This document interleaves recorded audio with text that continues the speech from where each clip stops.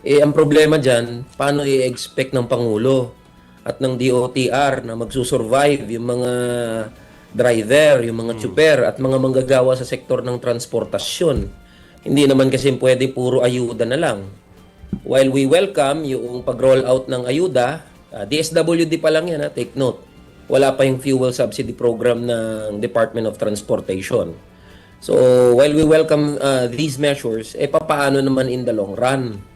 Kasi yung 5,000 na binigay halimbawa ng DSWD, hindi nga aabot yan ng isang linggo eh.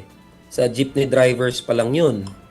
Dahil sumisipa na ng mahigit 100 piso kada litro ang diesel.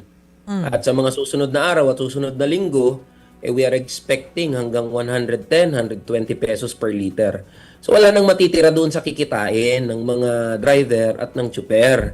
Kaya nga, bagamat ayaw, sinabi rin naman to ng mga transport groups na last option na sana itong pagtataas ng singil sa pasahe. Kasi halos wala na silang kinikita. At 90 pesos, ang nawawala na sa kita ng mga driver na jeepney pa lang is around 500 to 700 pesos per day. Ngayon, 100 pesos na kada litro ang diesel. So, ano pang iuuwi ng mga driver natin? At alam niyo ho, ang isa pang problema dito sa rollout ng ayuda, NCR pa lang ho yan. Metro Manila pa lang ho yan. Kanina kausap po namin yung DOTR sa isang committee. Sinabi nila na hindi pa nakakapag-roll out sa ibang regions. So, antayin muna daw nila na matapos nga yung pagro-roll out nung kasalukuyan ngayon bago sila mag-roll out din nung sa kanila, sa mga regions. And I have asked several congressmen about this. Wala pa rin daw na bumababa o nada-download sa regions. So, compounding yung problema na to. Kasi may mga metro cities tayo na nasa probinsya. Metro Cebu, Metro Baguio, Metro Jensan, Metro Davao. So, paano naman yung mga driver sa probinsya? So, this is a problem. Kaya ang binabanggit natin dito, kung hindi ka magtataas ng singil o sa public utility vehicles, the best thing that you can do is immediately to suspend yung excise taxes. Pero even suspending excise taxes, alam niyo, very minimal lang din ang mababawas sa presyo ng produktong petrolyo. Fixed kasi yung amount na mababawas dyan. So ano pang pupwedeng gawin?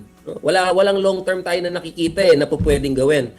We welcome yung measure na ginawa na ni Senate President Tito Soto sa Senate. Nag-file na siya ng bill completely repealing the oil deregulation law. Itong mga measure na to yung long term at talagang makakatulong sa ating mga manggagawa sa sektor ng transportasyon.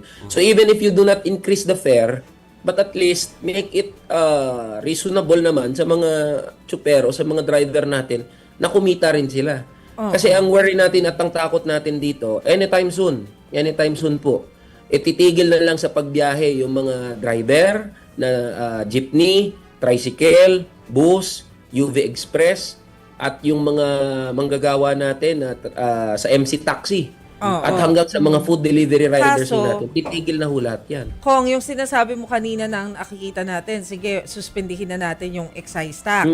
So, minadali, nag-certify as urgent yung sa emergency power ni Presidente.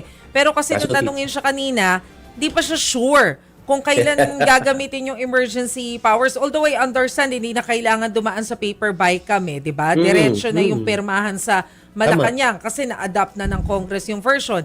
Yun nga lang, parang depende pa rin daw sa sitwasyon kasi komplikado daw yung computation. Tama, ma'am. Alam mo, kaya yan yung binanggit ko rin kanina We have our mobilization sa labas ng house kanina. The problem is, the President believes that everything is normal. That is really alarming. Nothing is normal about the situation. Walang normal sa nangyayari ngayon. Ngayon, binigyan na ng solusyon. Ang gagawin na lang niya ay action na lang siya bilang presidente. Kahit maliit lang yung mababawas nito doon sa presyo ng produktong petrolyo, at least it will help. Gano'n man kaliit.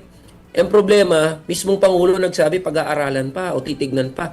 Mr. President, ano pa hong pag-aaral ang gagawin ninyo? Gusto nyo bigyan pa kayo ng panahon para makapag-aral, makita anong impact nito? The reality, nakasambulat na sa mga mata natin. Hirap na ang mga manggagawang driver, mga tsuper.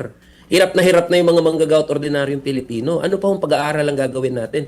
Antayin ho ba natin matapos pa yung sigalot sa gitnang silangan sa Middle East? Hindi naman natin nakikita anytime soon matatapos yan. Because hellbent yung mga power players sa Middle East na magpapatuloy yung gera at sigalot doon. Antayin natin, wala munang bumiyahe, tumigil lahat sa pagpasada yung mga driver natin before we act decisively on this matter. So it's a question. Parang nananaginip o sabi ko nga kanina, if the President believes, and ito sinang-ayunan din ni Undersecretary Claire Castro na normal yung mga nangyayari, kahibangan ho ang tawag dyan. Nananaginip ho ang Pangulo at ang Palasyo for them to believe that everything is normal. Take note, ang nararamdaman pa lang natin ngayon yung epekto ng sobrang pagsirit ng pump prices. Yes. Later on, in the next few days and in the next few weeks, mararamdaman naman natin yung pagsirit ng presyo sa mga pangunahing bilihin sa pagkain at sa mga serbisyo. Yan ay mga kasunod ho niyan. So, the question is, ano pa ang inaantay ng Pangulong Bongbong Marcos? This is a national security crisis waiting to explode. Yun po ang tingin natin dito. So, Mr. President, nasa inyo po ang bola. Tingin ho namin you are misinformed about the gravity of the situation.